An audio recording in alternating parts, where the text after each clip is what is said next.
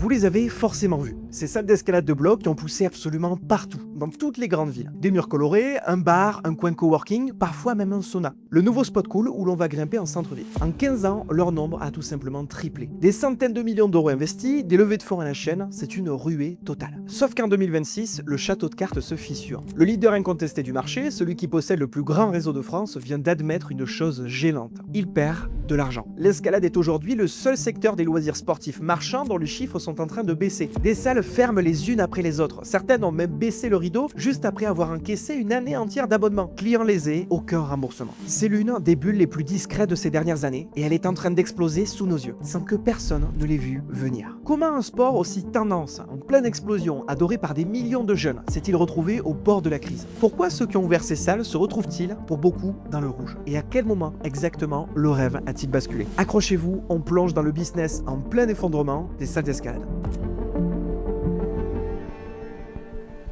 Pour comprendre la chute, il faut revenir au sommet. Il y a 15 ans, grimper en salle, c'était une pratique de niche, réservée à quelques passionnés de montagne. Puis tout s'emballe. Le bloc, cette escalade sans corde sur des murs de quelques mètres avec de gros tapis en dessous, devient un phénomène de mode. Accessible, ludique, photogénique, parfait pour Insta. Et surtout, un sport que l'on peut pratiquer toute l'année, en plein cœur des villes. Les chiffres de la croissance donnent le vertige. Pendant 5 ans, le secteur ouvre en moyenne 10% de salles supplémentaires chaque année. Entre 2019 et 2023, la fréquentation bondit de 37% pour atteindre près de 10 millions d'entrées par an. On compte désormais plus de 3 millions de grimpeurs en France. Et ce n'est pas qu'une mode de surface, la fédération elle-même voit ses licenciés bondir de près de 40% en quelques années. Détail révélateur, environ 40% de ces nouveaux grimpeurs n'ont jamais mis les pieds sur un vrai rocher en extérieur, et ne le feront sans doute jamais. Ils sont nés dans la salle pour la salle. Un public tout neuf, urbain, jeune et prêt à consommer. Et il y a un accélérateur monumental, les Jeux Olympiques. L'escalade fait son entrée au JO de Tokyo, puis brille à Paris en 2024. Résultat, une médiatisation énorme et une image de sport jeune, cool et porteur. Exactement ce qu'il faut pour attirer les investisseurs. Parce que c'est là que la ruée commence vraiment. Flairant le filon, les fonds d'investissement se ruent sur le secteur. Le réseau Arcos, le leader du bloc, lève à lui seul plus de 27 millions d'euros. Un autre acteur, Climbing District, décroche 10 millions d'euros début 2024 pour s'étendre. La médiatisation rassure, l'argent coule à flot. Et le modèle qui séduit, ce n'est pas juste un mur avec des prises, c'est la salle lifestyle. Un lieu de vie complet, bar, restaurant, coworking, yoga, parfois sauna. Le principe est malin, on ne vient plus seulement grimper, on vient passer l'après-midi, boire un verre, manger. D'ailleurs, dans ces salles, près de 7 clients sur 10 consomment une boisson, et près de 6 sur 10 se restaurent. C'est du chiffre d'affaires complémentaire avec de la marge à la clé. Et quand ce modèle tourne, il fait de très beaux chiffres. Le leader, Arcos, affiche 50 millions d'euros de chiffre d'affaires en 2024. Son grand rival, Climb Up, 35 millions. De grandes salles design implantées dans des quartiers en pleine gentrification, pleines à craquer le samedi. Sur le papier, une machine parfaite. Tout le monde veut sa part. Les grands réseaux se multiplient, Climb Up, Arcos, Altissimo, Vertical Art, Bloc Session. Ils s'étendent en région, puis à l'étranger, Bruxelles, Madrid, Genève, jusqu'en Australie. On lève des fonds, on ouvre, on plante son drapeau. Le raisonnement est simple, c'est le prochain grand sport de masse. Et celui qui aura le plus de salles quand la musique s'arrêtera, aura gagné. Sauf que dans ce genre de course, tout le monde oublie de se poser une petite question. Qui va remplir toutes ces salles? Parce qu'au milieu de l'euphorie, il y a un détail, un petit détail écrit dans les comptes.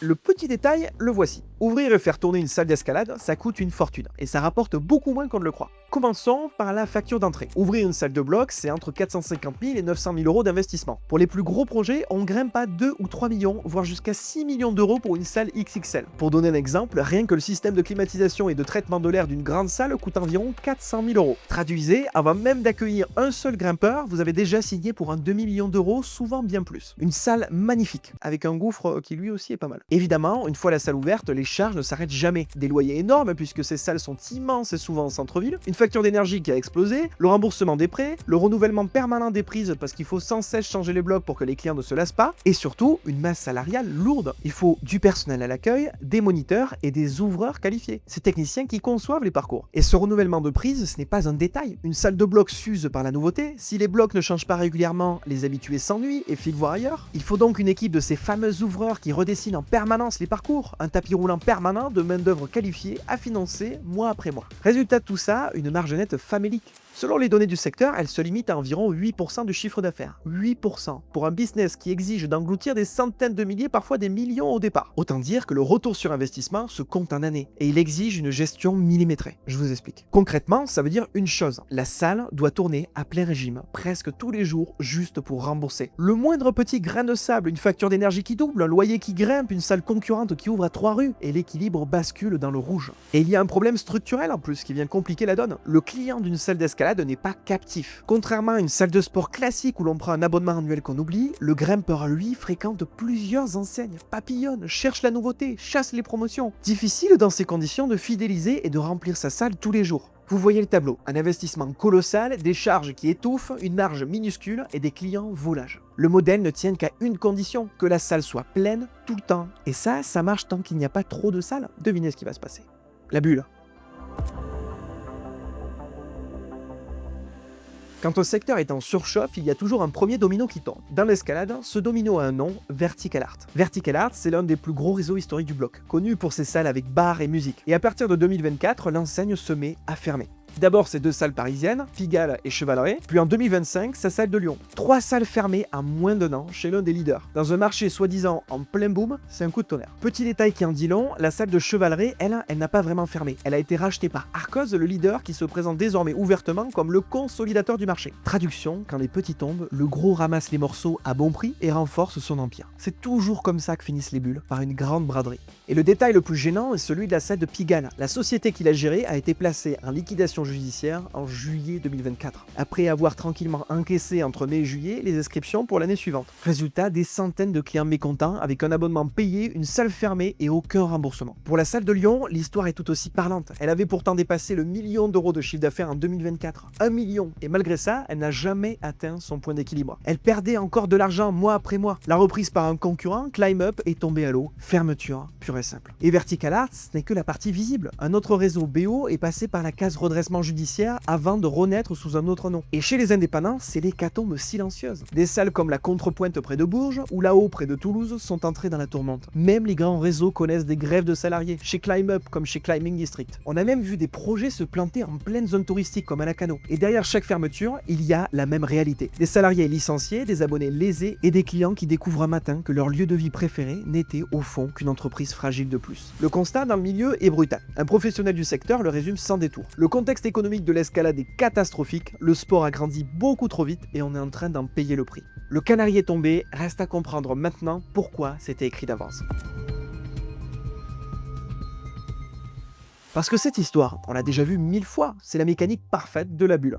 Ingrédient numéro 1, une vraie bonne idée. Le bloc plaît réellement, l'engouement est authentique, la pratique explose, ça c'était pas du vent. C'est ce qui a rendu la bulle crédible. Ingrédient numéro 2, de l'argent facile et de la hype. Les JO, la médiatisation, les fonds d'investissement qui cherchent le prochain bon coup. Tout le monde veut ouvrir sa salle, tout le monde veut financer la suivante. On construit vite, on construit gros, on s'étend à tout prix en pariant sur une croissance éternelle. Ingrédient numéro 3, le poison, la suroffre. Parce qu'à force d'ouvrir des salles partout, on finit par en ouvrir trop. Et là le chiffre qui résume tout, en 2025, malgré une hausse du nombre de salles de plus de 11%, la fréquentation, elle, stagne et le chiffre d'affaires global du secteur recule de 3%. Relisez bien. Plus de salles, mais moins de revenus. C'est la définition même d'une bulle. On continue de construire alors que le gâteau, lui, ne grandit plus. On se contente de le découper en parts de plus en plus fines. Chaque nouvelle salle vient piquer les clients de la salle d'à côté. Et quand il y a trop d'acteurs pour trop peu de clients, il ne reste qu'une seule arme, le prix. Alors, les salles bradent. Séance découverte à 5 €, accès gratuit, abonnement cassé, journée portes ouvertes à répétition. La guerre des prix commence. Et dans une guerre des prix avec une marge déjà à 8%, tout le monde saigne. Ce scénario, on l'a déjà vu se dérouler 1000 fois, dans 1000 secteurs différents. D'abord la ruée, puis la suroffre, puis la guerre des prix, puis les faillites. Toujours le même film, seul le décor change. Certains l'avaient pourtant prédit. Un expert du secteur estimait qu'il y avait de la place en tout et pour tout pour environ 80 grosses salles en France. Et surtout que ces 80 salles existaient déjà. Autrement dit, le marché était saturé avant même que la ruée ne s'arrête. Les meilleures places étaient déjà prises. Ceux qui ouvraient après ne faisaient que se partager les miettes. Un autre vétéran du secteur avait prévenu lui aussi. Selon lui, la croissance réelle du marché était bien plus proche de 10% que des 20% claironnés par les grands réseaux. Et surtout, sa prédiction était limpide. On allait voir de plus en plus de défaillances et de rachats parce que les investissements sont lourds et que les meilleures places sont déjà prises. Il avait tout dit. Personne en pleine euphorie n'avait envie d'écouter. Et nous voilà en 2026, après la fête, la gueule de bois. Le secteur qu'il y a peu nageait en pleine béatitude avec une croissance à 2 chiffres se réveille avec un mal de crâne carabiné. La pratique plafonne autour de 4% des adultes, soit environ 1,9 million de pratiquants. La courbe s'aplatit. Et c'est là qu'on revient à notre chiffre du début, le plus parlant de tous, Arcos, le leader, celui qui a levé le plus d'argent, ouvert le plus de salles, incarné le modèle à copier. En 2026, son propre directeur admet que le groupe perd de l'argent. Quand le numéro 1 du marché, celui qui a toutes les cartes en main, est dans le rouge, ce n'est plus un accident de parcours, c'est un problème de modèle. Et le plus fou, c'est que tout ça, on l'a déjà vu 1000 fois. Une vraie tendance, du capital facile, une ruée d'investisseurs, une suroffre, puis l'effondrement. C'est le destin de presque toutes les bulles. Les dot-com, l'immobilier, tant d'autres avant. L'escalade n'a fait que rejouer à sa manière un scénario écrit d'avance. Et la réponse des survivants, elle aussi, est déjà connue. Transformer la salle en autre chose. On ajoute de la musculation, du yoga, un vrai restaurant. On mise sur le bar autant que sur le mur. Petit à petit, la grimpe elle devient presque un prétexte. Or, quand ton cœur de métier ne suffit plus à te rendre rentable et qu'il faut vendre des cocktails et des cours de yoga pour t'en sortir, c'est rarement bon signe. Alors, qui va s'en sortir? Probablement pas ceux qui ont couru le plus vite. Ceux qui ont levé des tonnes d'argent pour ouvrir à un rythme effréné se retrouvent aujourd'hui avec des salles déficitaires sur les bras. Ironie de l'histoire, les survivants seront sans doute les prudents. Ceux qui ont refusé les fonds d'investissement pour garder le contrôle. Ceux qui ont grandi lentement, salle par salle, sans se surendetter. Le lièvre s'est effondré, la tortue est encore debout. Un patron de salle l'avait d'ailleurs résumé parfaitement. Quand on lui a proposé de faire entrer des fonds d'investissement, il a dit non. Sa raison, la réalité des chiffres l'avait raisonnablement fait comprendre que prendre cet argent, c'était risquer de perdre la maîtrise de sa société et que sa liberté d'action, elle, n'avait pas de prix. Aujourd'hui, sa salle, elle est solidement rentable pendant que les gros, gavés de millions, épongent leurs pertes. L'escalade, c'est un sport génial qui était en pleine explosion, une pratique adorée par des millions de jeunes, un vrai engouement sincère, mérité et par-dessus, une bulle financière absurde. Des salles à 1 million d'euros qui poussent les unes après les autres, financées à coups de levée de fonds jusqu'à saturer complètement le marché. Cette bulle, elle est en train d'exploser, et pour un autre sport, ça arrive très bientôt. J'ai réalisé une enquête sur la bulle financière qui guette le paddle, vous avez juste à cliquer pour la voir. Abonnez-vous, on est de plus en plus nombreux sur cette chaîne.